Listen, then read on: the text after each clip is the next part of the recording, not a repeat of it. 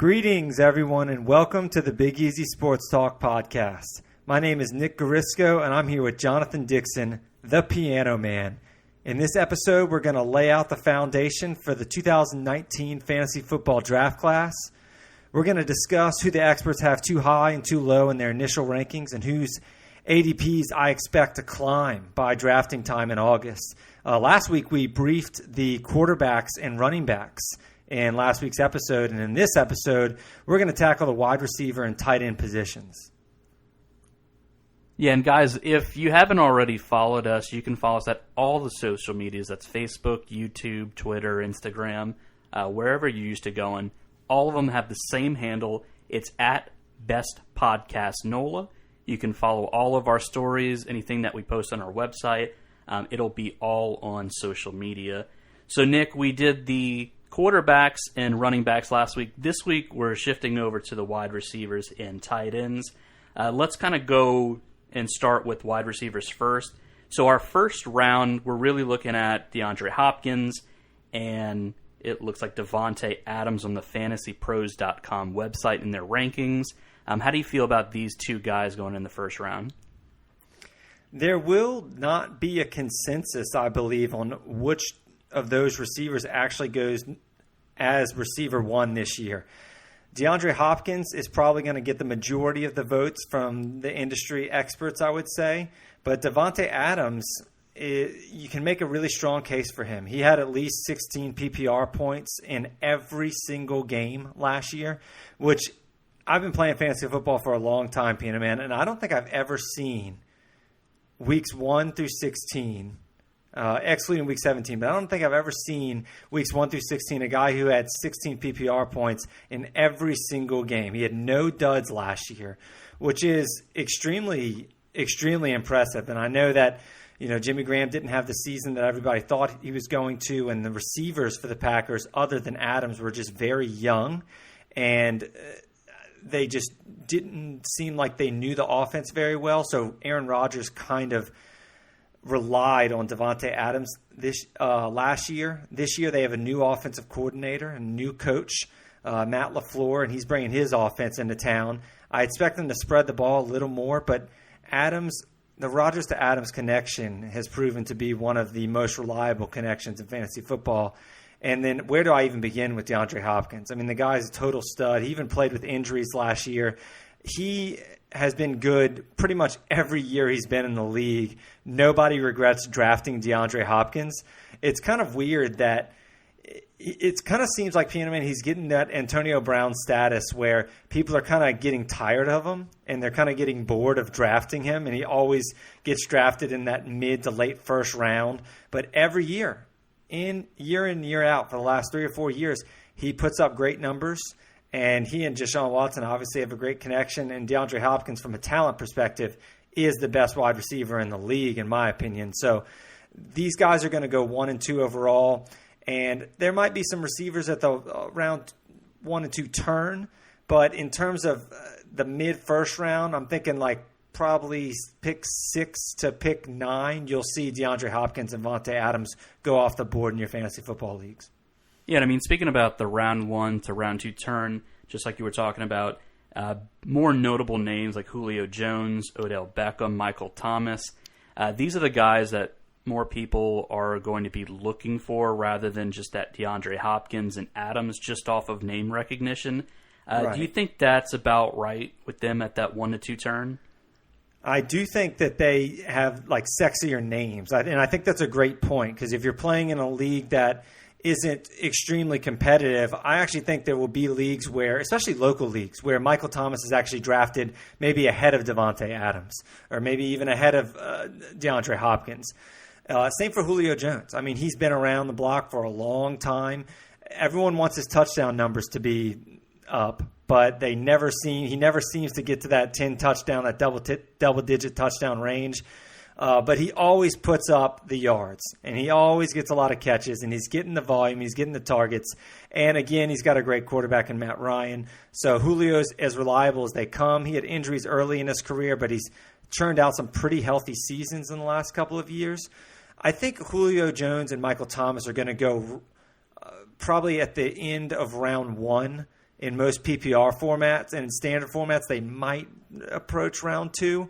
But I'm looking once that pick 10, I'm looking at pick 10 to 14 range is when I think Julio will come off the board, and then followed by Michael Thomas. Here locally, I think it'll be pretty much a tie on who goes first.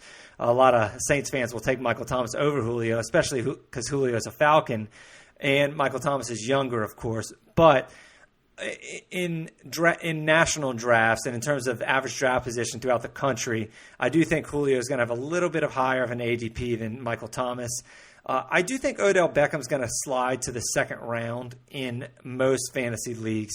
There might be that anxious owner in your league who is loving this Mayfield to Odell connection, who believes that Eli Manning is what's been holding Odell Beckham back, and who is kind of disregarding Odell's past injury history. He hasn't really put together a healthy season in 3 years.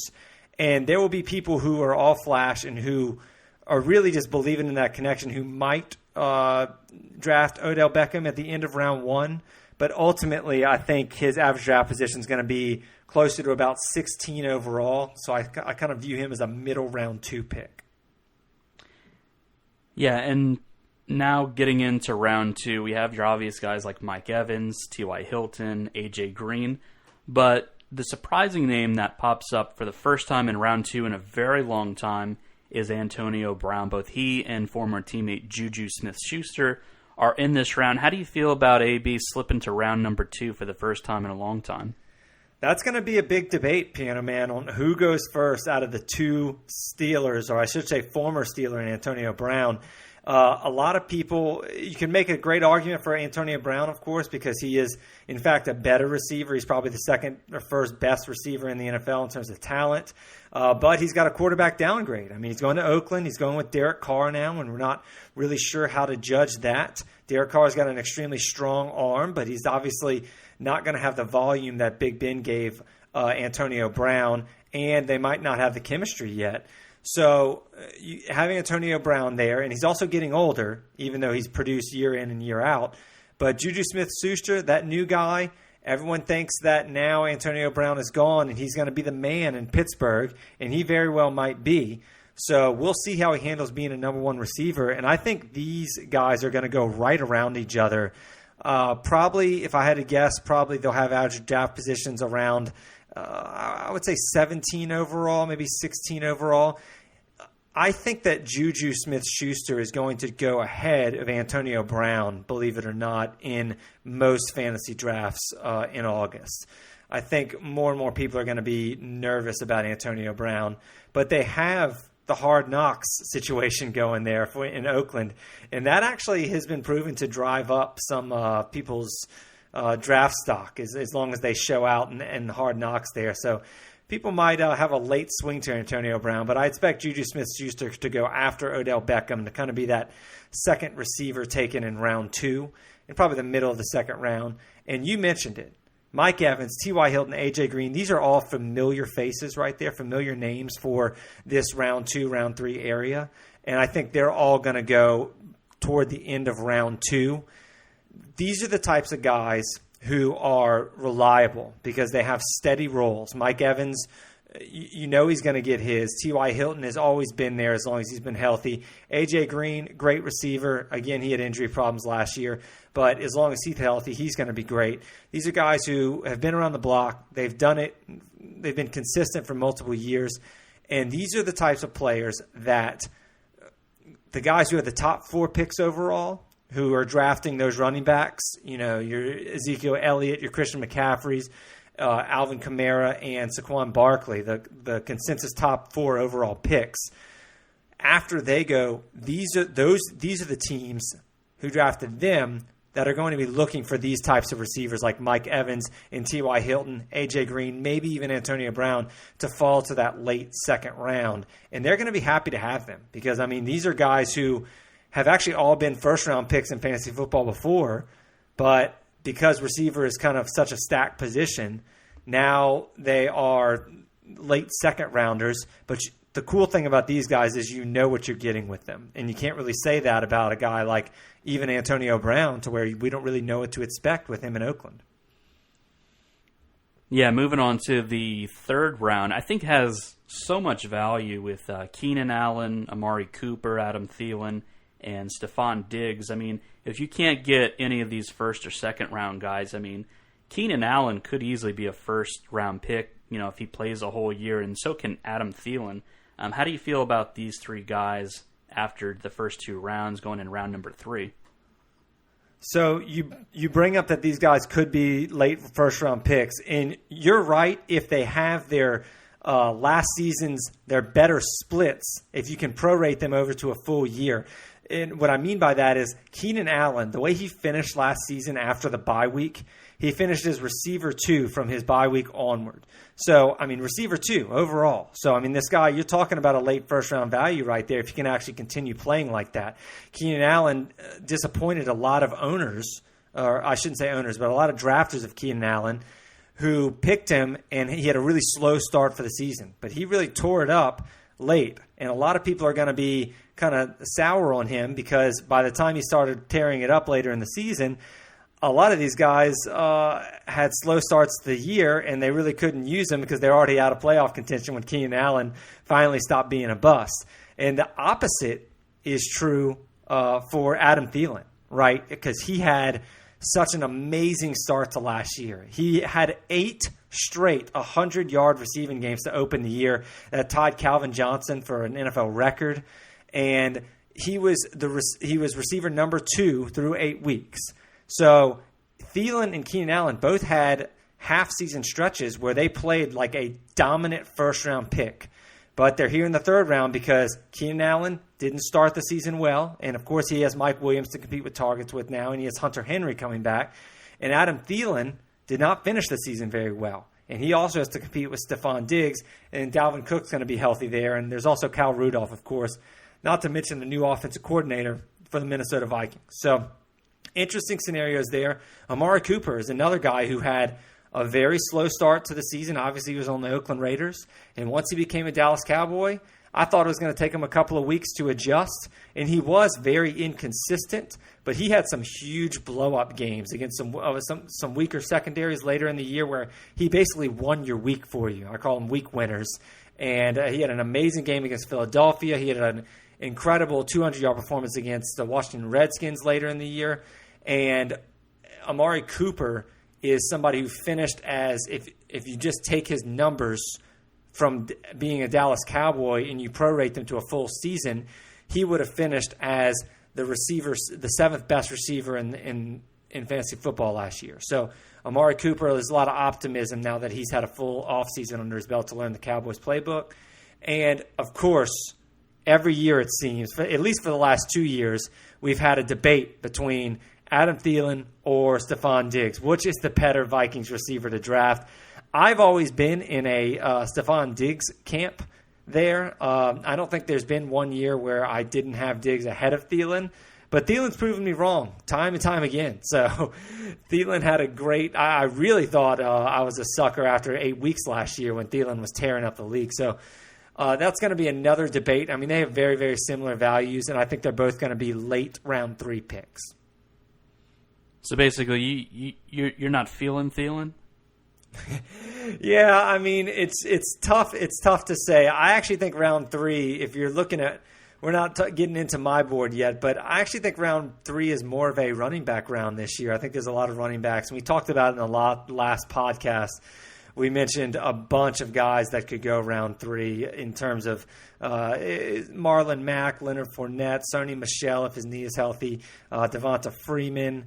There's, Nick Chubb might fall to round 3 in some leagues because of his lack of receiving. Damian Williams, and these are just off the top of my head, of course. But there's a lot of Derrick Henry's another one. I don't think I mentioned him. There's a lot of juice in round 3 for running backs, but Keenan Allen and Amari Cooper are going to be really tough for some people to pass up in, especially in PPR formats. All right, let's move on to round number 4 and 5, according to the FantasyPros.com website. So basically, if you want a LA Rams wide receiver, this is the place to stop. You can get any of them pretty much here. You can also find Kenny Golladay. You can get Chris Godwin, Tyler Lockett, Sammy Watkins, a former LA Rams wide receiver. And also snuck in there is a very good gem that I had last year in Julian Edelman. How do you feel about this round? I think it's a pretty good round for wide receivers, and you're going to see that this wide receiver class this year is very deep, but it does drop off at the end of the 8th round. What I mean by that is once you get after round 8, the receivers you can find in round 9 are pretty much the same quality as receivers you can find in round 13. So at some point, rounds 1 through 8, you're going to need to be drafting 2 or 3 wide receivers. In round 4, you're starting to hear a couple of names that aren't really household names yet, other than maybe Julian Edelman and the Rams receivers, but guys who are kind of on the verge of breaking out. And guys like Sammy Watkins, if Tyreek Hill isn't, in fact, going to be able to play because he might get suspended. Who knows what's going to happen with Roger Goodell in that disciplinary situation there. But if Tyreek Hill is out, Sammy Watkins, his average draft position right now is in round 5, but it's going to shoot up to round 4 if Tyreek Hill is suspended for some time. Tyler Lockett's, his average draft position is actually right now in the early drafts lower than round 4. I'm including him in round 4, late round 4, because I think people are kind of reacting late to the Doug Baldwin retirement news, and Tyler Lockett's kind of going to be the guy in Seattle. I know he doesn't seem like the alpha number 1 receiver there, but he has a real chemistry with Russell Wilson. And one of my favorite stats in the fantasy football landscape last year was that on targets intended to Tyler Lockett from Russell Wilson last year, Russell Wilson maintained a 158.3 quarterback rating. That means that's a perfect quarterback rating for those of you who don't know.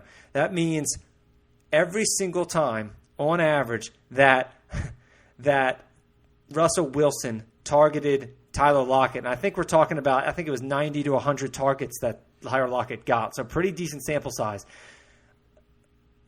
Russell Wilson's quarterback rating when targeting Tyler Lockett last year was a perfect quarterback rating, 158.3. So the chemistry is obviously there for Tyler Lockett.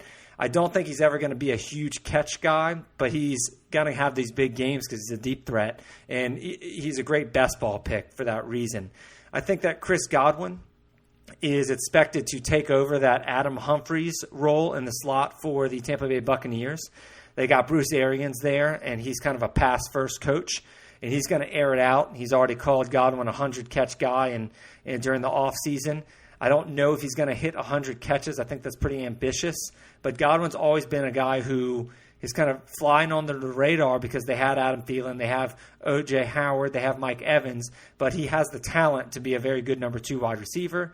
Kenny Golladay is the same exact situation. Everybody's kind of been waiting for him to break out the last 2 years. He's got all the traits of an alpha dog receiver, but hasn't really put it together yet. But now people are expecting him to be the guy in Detroit over Marvin Jones.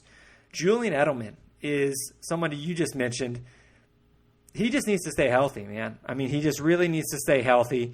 He had the torn ACL 2 years ago, and he was suspended for the first 4 games of last year, so you got him on a discount last year. But Edelman is obviously a PPR monster. He doesn't find the end zone as much as I would like, but he gets a ton of catches, so if you're in a PPR format, I actually think he's going to be a late 3rd-round pick. I think his average draft position is going to increase by the time August rolls around when people realize that, hey, there's no Rob Gronkowski here anymore. Maybe we should draft this guy a little higher.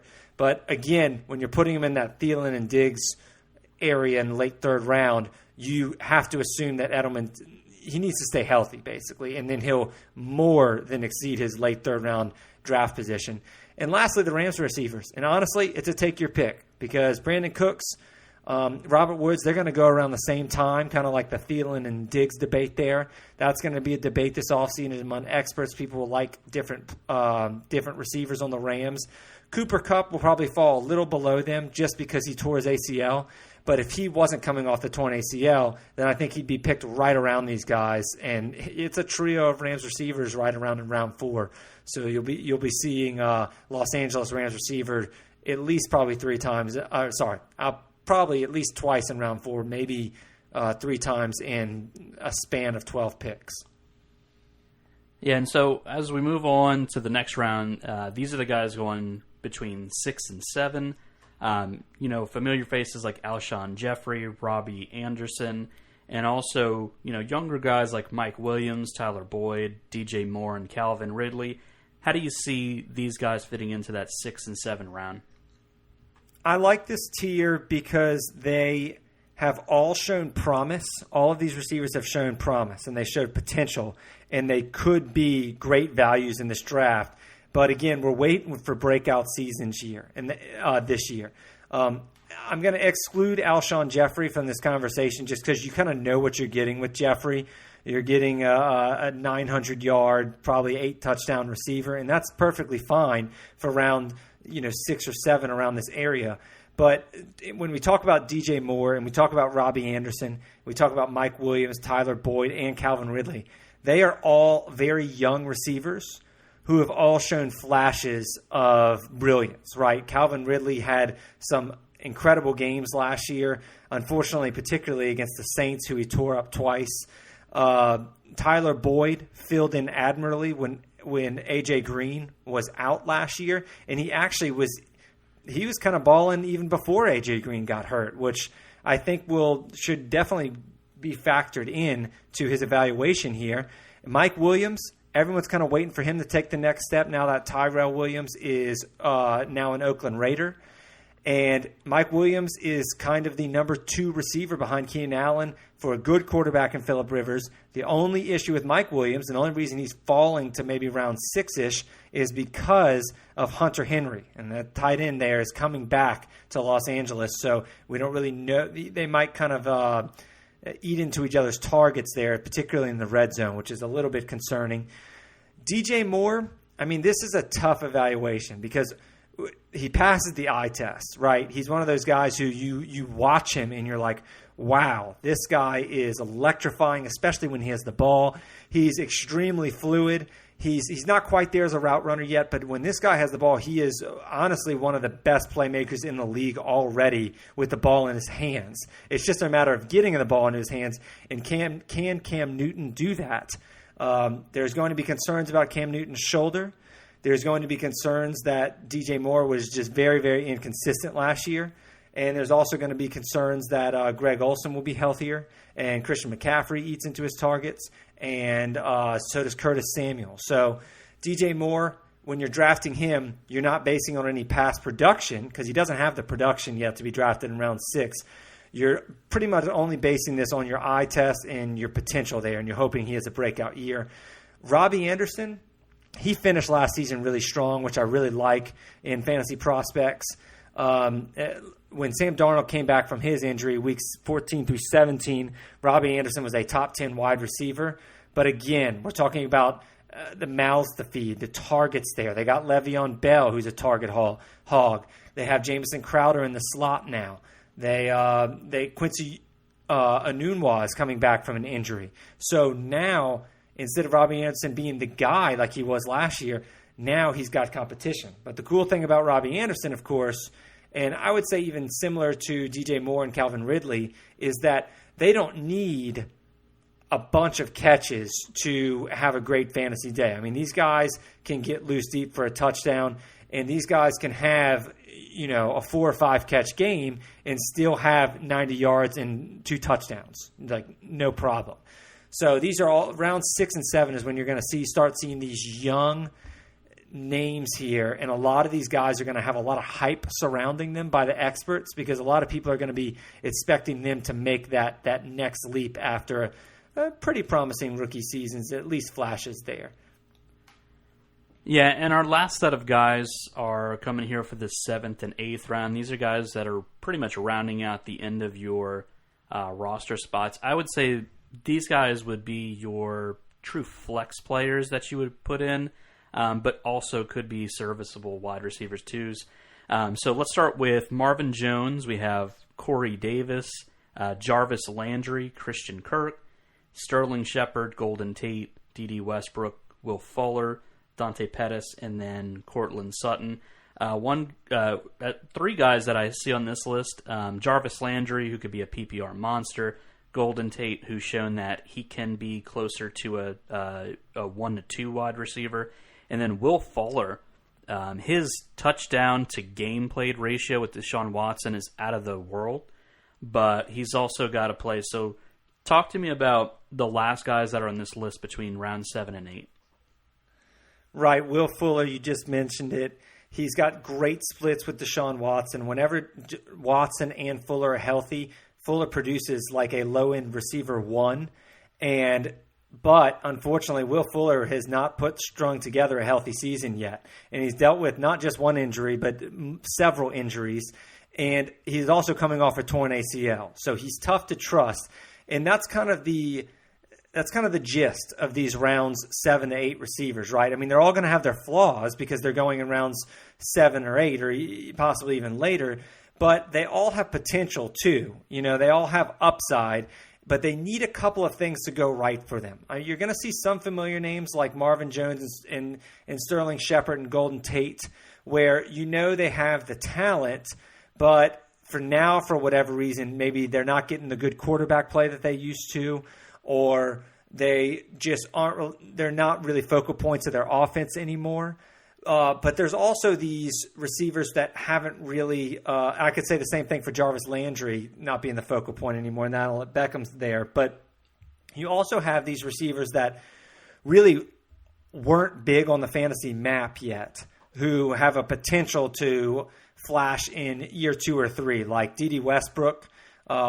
You're hoping that he becomes Nick Foles' guy there, and you're hoping that bad quarterback play by Bortles has held Westbrook back. He seems like a very talented player.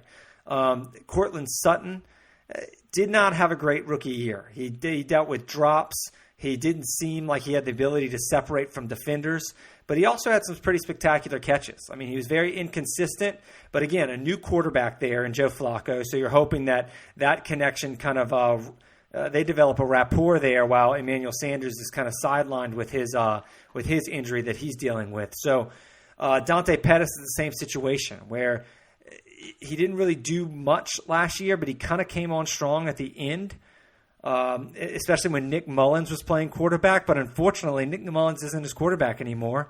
And the 49ers also went out and drafted a wide receiver early in round 2 in Deebo Samuel. So we're not really sure if Dante Pettis is going to be the number 1 guy there in San Francisco, and we're not really sure how he's going to mess with Jimmy Garoppolo. Corey Davis is another one. I mean, Corey Davis has been on people's breakout list for 2 or 3 seasons now. However, he just hasn't put it together. I think he only had 50 receiving yards or over 50 receiving yards in I think only 6 games last year. And that was with him being the focal point, despite no Delaney Walker was there because he was hurt all year. But he also had to deal with some crappy quarterback play with Blaine Gabbert coming in and out of the game multiple games because Marcus Mariota was never really healthy last year. So Corey Davis is tough to evaluate. They also drafted a receiver in the 2nd round. The Titans did, in A.J. Brown. So it's tough to say what's going to happen there. So these are all receivers in round 7 and 8 where, they have question marks. They're either guys that have produced in the past, but now they're not the focal point, so they have worse quarterback play now, or they're guys that haven't quite produced on a fantasy spectrum yet, but they have the potential to do so if things happen to break their way. And the last guy I've got to mention, I forgot to mention him, is Christian Kirk. I mean, he's got to be thrown into this tier right here because he's another guy where he showed flashes. He caught a couple deep passes last year from Josh Rosen. However, they got a whole new system there. They drafted Kyler Murray. We're not really sure what to expect out of Christian Kirk. They also have Larry Fitzgerald there. And, of course, the Cardinals actually drafted 3 wide receivers in the first 5 rounds of the draft. So that is not that's a good argument that is being made that maybe Christian Kirk isn't viewed very highly by the new regime.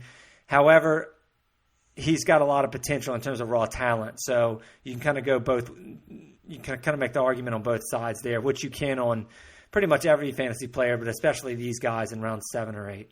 And like I said, Piano Man, after this, there's the guys in round 9 are very similar to the guys in round 13. I would say this is kind of where the drop-off is. So I would say we cut it on the wide receivers at this point and wait for the offseason to develop before we can judge who's going to be going in rounds 9 through 15, we should say.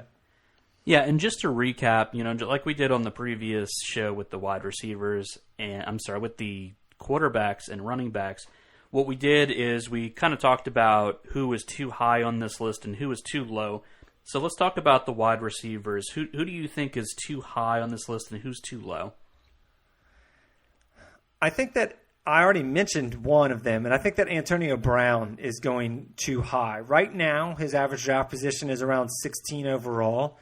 However, I think that's actually going to fall to about 19 or 20. It's not a big drop, but it is when you consider who you can take ahead of him, and it's a very important pick.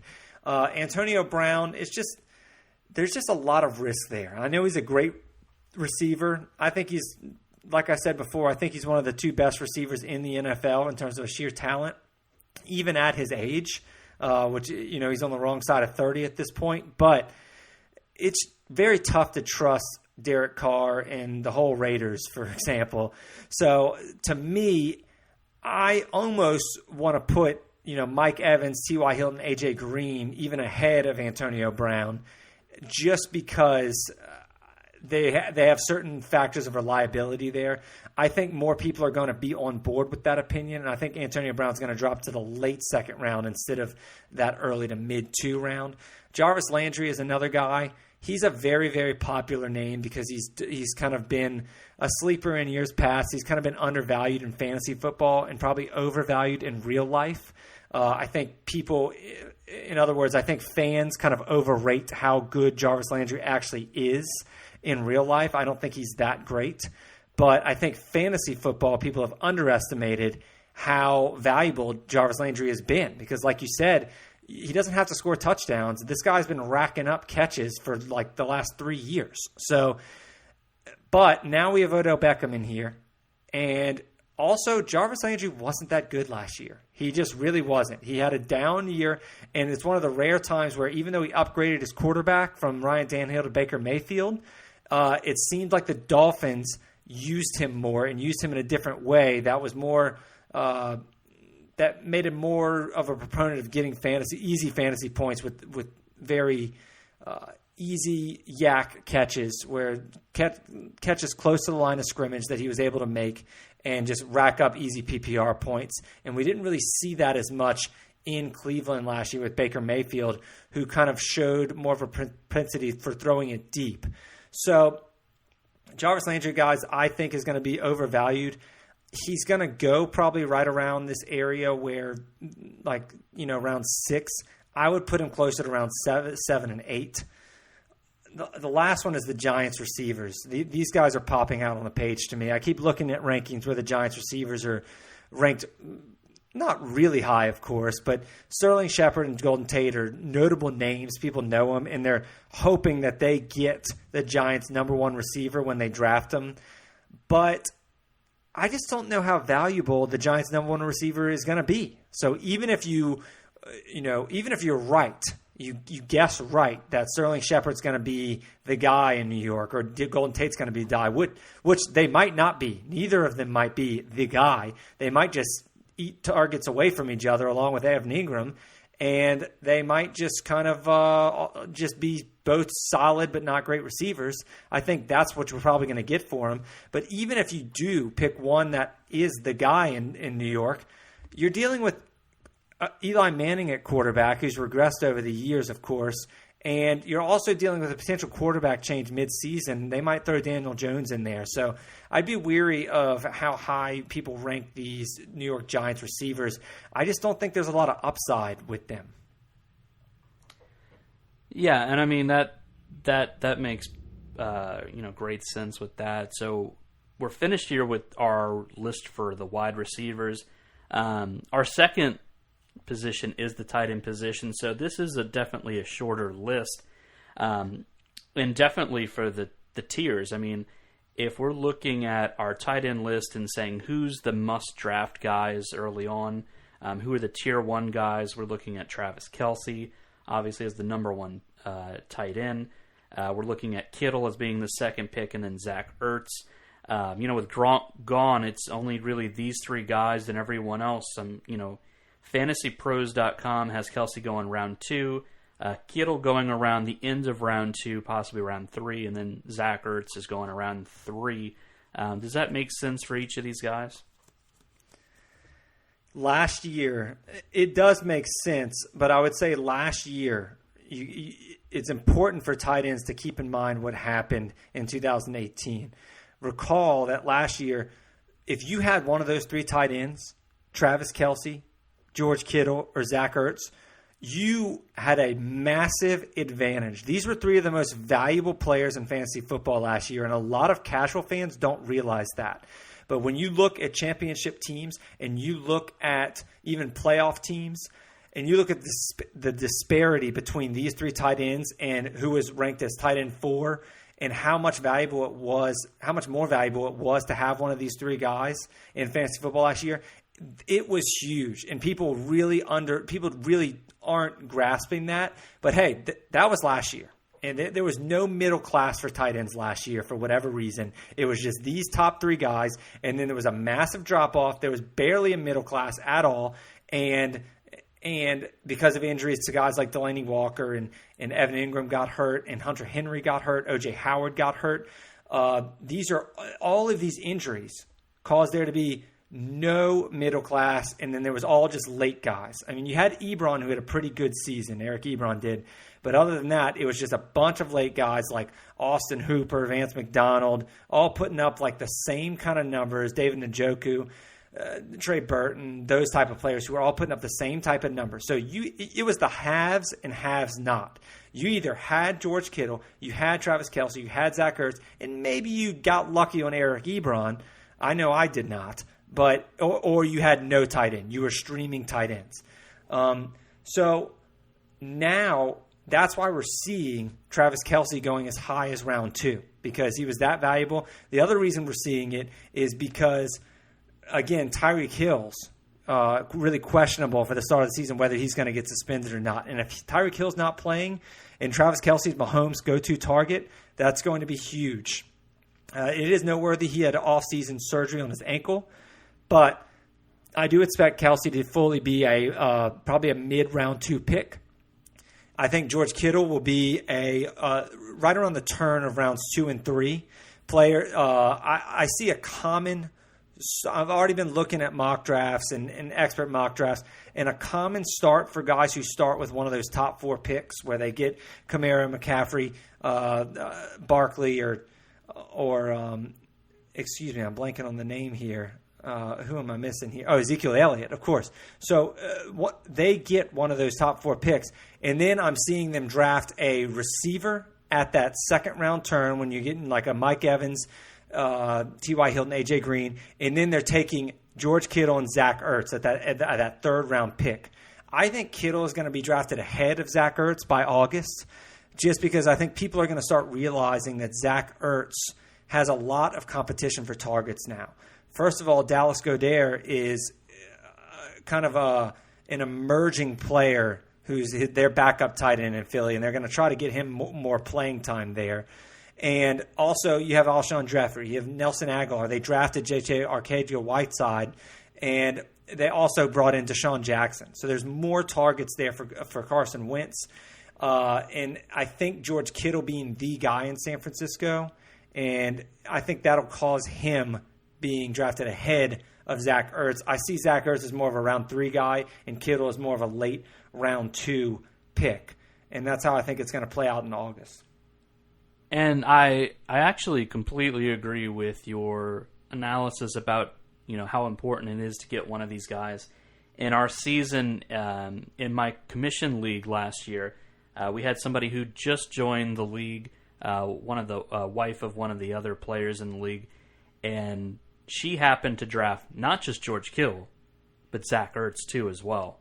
Wow. And so we ended up having a new player in our league that we've been in for over 10 years. And this person came in and didn't win the fantasy football championship at the end, but was number 1 in the fantasy regular season. So Nick talked about how important it is to get one of these guys. I mean, if you can get two of these guys, watch out, because the tight end list is not very long on guys that are actually putting out and producing and making a difference. So I think getting at least one of these guys should be a note of importance for you. Right, and that's why you're seeing them go in rounds 1 through 3, which seems pretty early for a tight end traditionally. And Kittle, you're right. Kittle was massive last year, and I want to talk about him for a second, because he, unlike Kelsey and Ertz, who were drafted at around round 3 last year with their average draft position, Kittle, his average draft position last year was around round 11 or 12. So Kittle was even more valuable than the other two. And not only was the wife you just mentioned able to start both of them, and was probably a PPR league, and get points for both of them because they produced like great wide receivers, but also she took away a tight end from an elite tight end from another team. So it's kind of a double hit right there, because there's just so many there's just such a lack of options that when a team takes two of them, it really it cripples another team right there, and that can go a long way. So, and Kittle was one of my favorite sleepers last year, and I totally whiffed on Eric Ebron, and I didn't have Zach Ertz on a single one of my 5 teams last year, but I was able to get Kittle on, I think, 3 or 4 of the 5 teams, and that was really immensely helpful. I mean, he was such extremely valuable. But like I said, that was with no middle class last year because of the injuries to O.J. Howard, Hunter Henry. Evan Ingram got hurt, and he missed much of the season. Delaney Walker missed almost all the season. Now, this year, and we're getting into tier 2 here, now rounds kind of 4 to 6, you're going to see these guys start to go, because now these guys are healthy. So O.J. Howard was producing last year, but he got hurt midseason, and now he's healthy, and he's got, obviously, he looks the part. I mean, he looks like he's going to be an elite tight end one day. It's just a matter of sharing targets with Mike Evans and Chris Godwin there. And then Hunter Henry, same thing. He's got to share with Keenan Allen and Mike Williams there, but he's got a great quarterback in Phillip Rivers. Hunter Henry's coming off the torn ACL, but he tore it way before the season even started. So he's had a full year of recovery time, which is crucial there. Evan Ingram, he missed time due to injury last year, but he came on late in the season after Odell Beckham was hurt. They did bring Golden Tate in, and it's tough to say who's going to play in the slot there, because Evan Ingram is kind of used as a slot receiver, and that Golden Tate addition might hurt Ingram. However, Ingram's got all of these tight ends. O.J. Howard, the 3 I just mentioned for tier 2 tight ends, Howard, Henry, and Ingram are all like, I wouldn't go as far to say elite from a talent perspective, but they all are great. They're already great. So from a talent perspective, these guys, they have the potential to put it all together and join like Zach Ertz in that lower tier 1 of tight ends. However, you're going to have to spend a high round pick to get them. I mean, because this is the middle class of tight ends now, and there are really no good options after these guys. There's a massive drop off, honestly, to guys where you're just kind of streaming free agents. So I would say this year there are 6 tight ends that you can kind of trust, maybe 6 or 7 tight ends you can kind of trust to put up numbers. And, it starts with Kelsey, Kittle, and Ertz. Then you have a drop-off, and it goes to O.J. Howard, Hunter Henry, and Evan Ingram. After that, I would say there's another drop-off right after these guys. Yeah, and, speaking of that drop-off, as we move into the third tier, you're looking at who you spoke about earlier in Njoku and Vance McDonald. But you also have 2 guys that people might jump a little early on, especially with Eric Ebron getting 13 touchdowns last year. He's definitely not going to get that again. And then, as our local podcast with the Saints, Jared Cook's been added to the roster as a tight end for Drew Brees. Now, his numbers may go up a little bit, but I think he's going to be super overvalued, at least in a home base here in New Orleans. Talk to me about these guys who are going in the third tier of this round.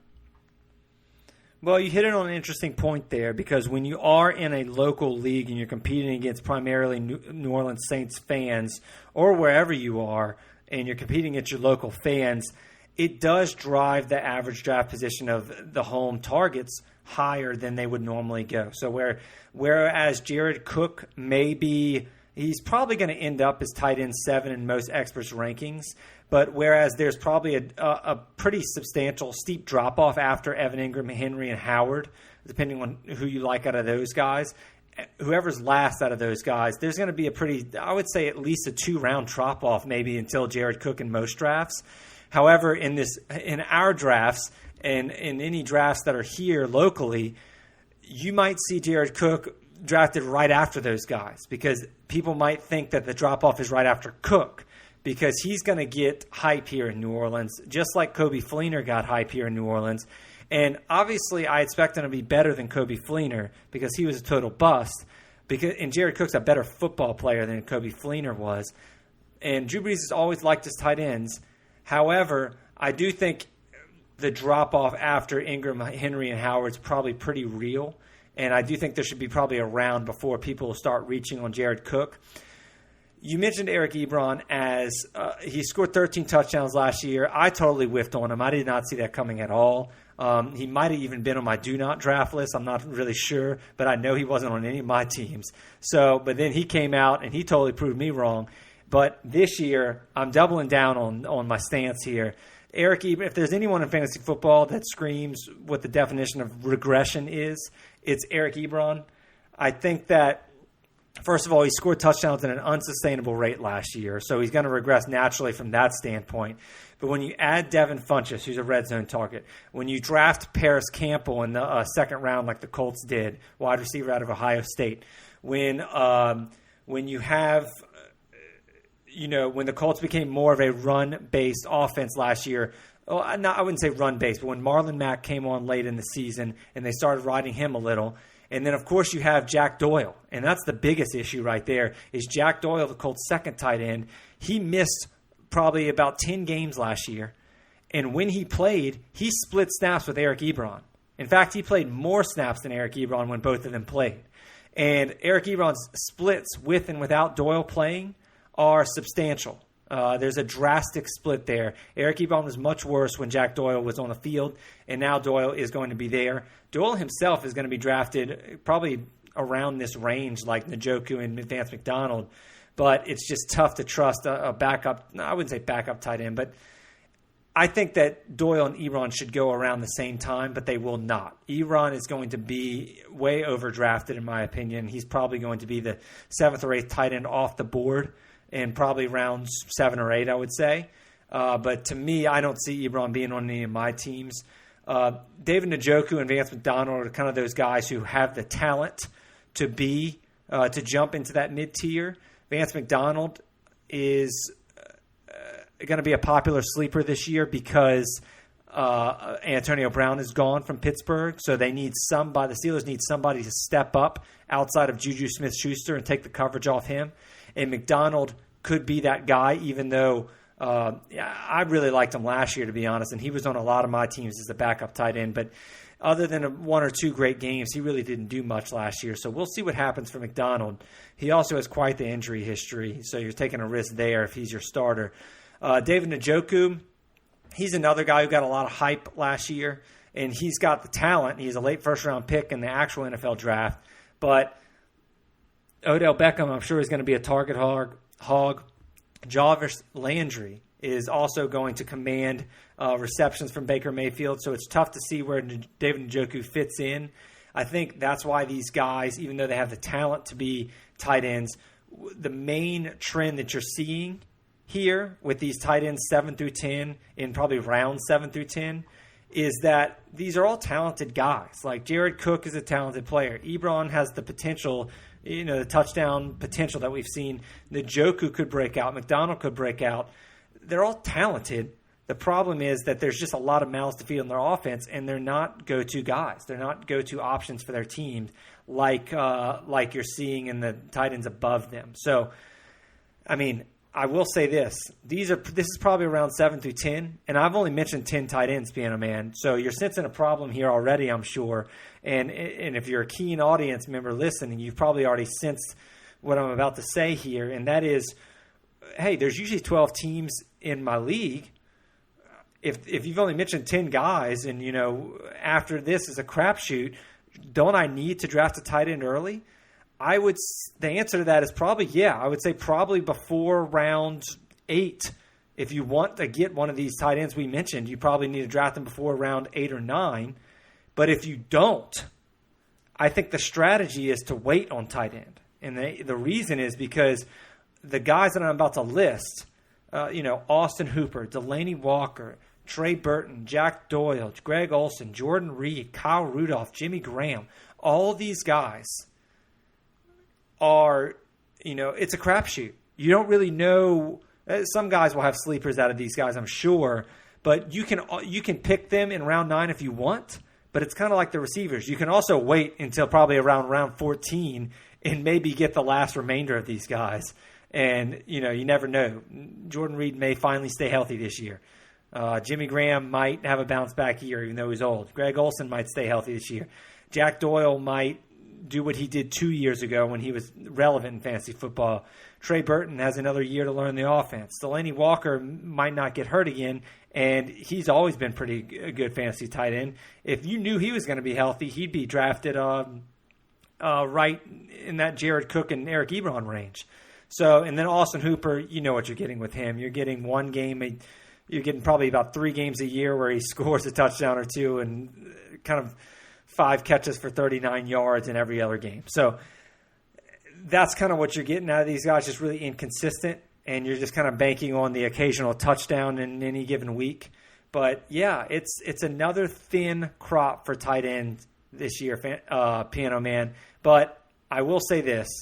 It won't be as bad as last year. At least this year, the difference is that we have a middle class. We have O.J. Howard healthy. We have Hunter Henry. We have Evan Ingram. We have Jared Cook. These guys are, and Delaney Walker will be healthy too. There was a lot of injuries at tight end last year, and Greg Olsen. This year, these guys will be healthier, and it will make for a better time at tight end rather than the barren wasteland after the top 3. So wouldn't the idea, though, given what was happening last year with all the injuries, wouldn't it be better to wait? And instead of, if you don't, let's just say you don't get Kelsey, you don't get Kittle, or you don't get Ertz, isn't it better to wait on, if you don't get either one of these guys, to wait to get one of those Delaney Walkers, the Jack Doyles, Greg Olsens, rather than getting somebody in that middle tier, whereas you can go and get somebody like a Jarvis Landry or somebody in that range where you can get a better value? It all depends on how your board shakes out, man. I mean, everyone's going to have a different board, but your point is basically taken, and that is that people are going to have problems with drafting Travis Kelce in round 2, right? I mean, they are not going to like picking their tight end in round 2 when there's plenty of stud receivers and running backs on the board. And I'm not saying it's right or wrong. I'm just saying that a lot of people are going to have problems with it. And I think you can predict that as well. I think people are going to have problems with taking George Kittle that early because there's always the one-year wonder kind of thing going on. And I think people are also going to have problems taking Zach Ertz early because there's a lot of competition for targets all of a sudden, and he was the focal point last year. So it's tough to draft, the top 3 tight ends, or even O.J. Howard, even Hunter Henry, even Evan Ingram, the top 6 tight ends, who are all going to go probably in the top 5 rounds of your fantasy football draft. It's tough to draft them over reliable running backs and receivers where you're trying to build your depth at those positions. But, it's a trade-off, right? I mean, if you have a guy like Delaney Walker or Austin Hooper high on your board, then, yeah, you're going to want to wait. And, again, another strategy is, to your strategy that you're alluding to, nobody's telling you to only draft one of, like, Trey Burton, Jack Doyle, Greg Olsen, Jordan Reed, Kyle Rudolph, and Jimmy Graham. If I waited on tight end this year, I would probably take 2 of these guys back-to-back. I would probably wait until about round 12, stock up on running back, receiver, quarterback, whatever. Wait until round 12 and 13 and draft the guys who slip through the cracks back to back. Draft Kyle Rudolph and Jordan Reed back to back and hope that Reed's able to stay healthy. And, Kyle Rudolph's going to give you, what Kyle Rudolph's going to give you. He's inconsistent, but he's all right. And that might be the play there rather than spending, just picking one of these guys in round 10. The play might be picking two of these guys in round 12 and 13 and try to maximize your value there. I see what you're saying about it's tough to answer your question about whether you should forgo drafting the middle range tight ends like Howard Henry and Ingram or Jared Cook over, a guy like Jarvis Landry over the receivers we mentioned earlier in this podcast, because it all depends on really it's not like a philosophical thing or a strategy thing. It's more of a, out of those receivers we mentioned in rounds 4 through 6, do I love any of them? Do I love any of them? And do I love any of O.J. Howard, Hunter Henry, and Ingram? To be honest, I think that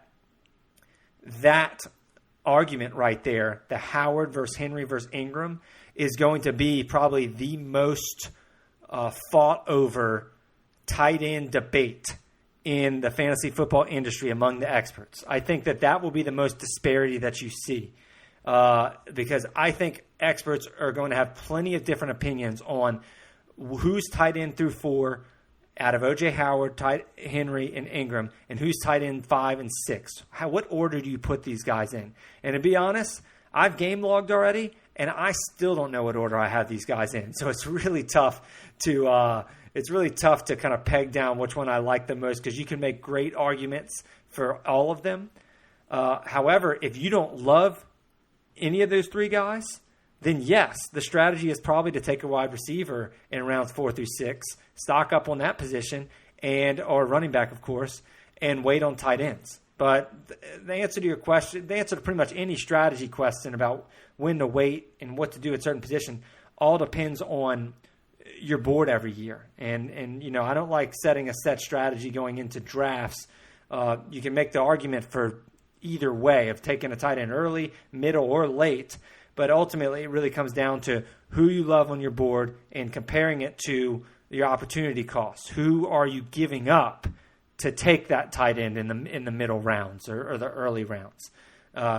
My early indication is that it seems like, based on my board, it seems like that cost in round 2 to take a tight end is probably a little too steep. So I'm kind of on your side there, but I don't know if I'm willing to forgo the idea of drafting Howard Henry or Ingram in the mid rounds.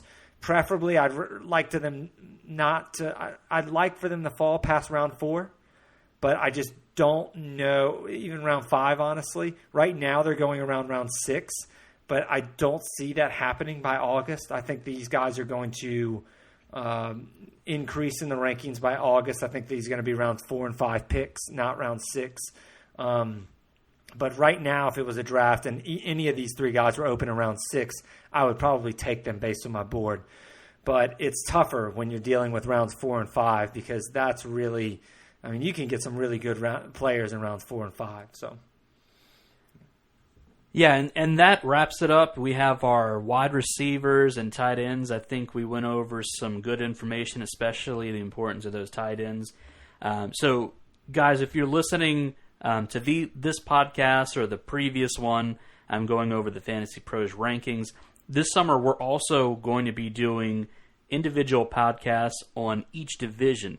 So when we want to go over the NFC South, we'll be talking the Panthers, the Buccaneers, the Falcons, and, of course, the Saints. And then that'll be with every division. We'll break down each player who will be of importance or inimportance, if that's a word. So we'll also be doing podcasts on our commissioner leagues. If you're doing voting, if you're doing some kind of side bets with your friends, if you're doing fun games for your draft parties.